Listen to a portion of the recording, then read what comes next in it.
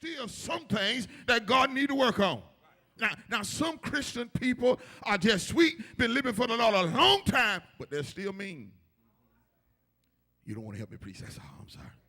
Now, I'm not talking about you. This just, you help me preach now. Think about I'm talking to the folk out there. Because think all of us in here, we're not the mean people over here. But he talking to the folk out there.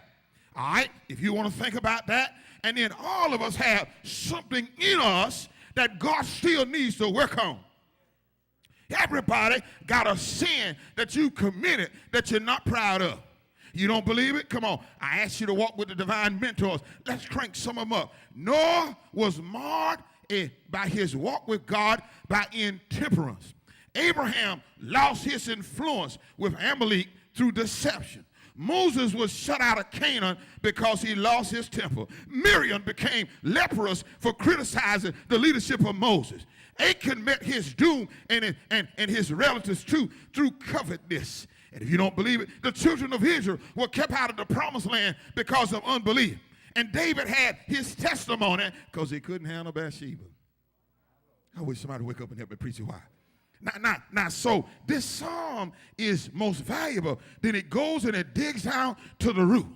I know you look good on Sunday morning. I know you're dressed up now. I know you got your fingernails done. But let me tell you something. You got to get down, way down. You got to reach way down. And the only way to get down in there, you got to ask God, give me a clean heart, oh God, and renew a right spirit within me.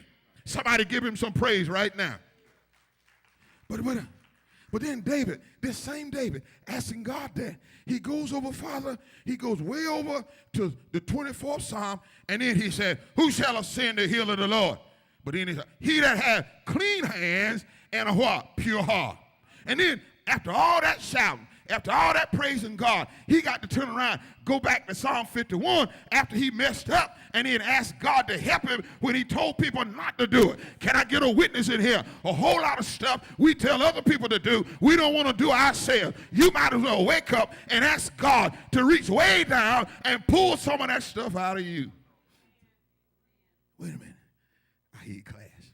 Well, Pastor, I'm not mean. But if you look way down, deep down, you might find some jealousy. You ain't gonna help me preach now. Think about it again. I'm talking to the folk out there. Oh yeah, look at it. Look, you know, and some of us got a way that we sin with our mouths.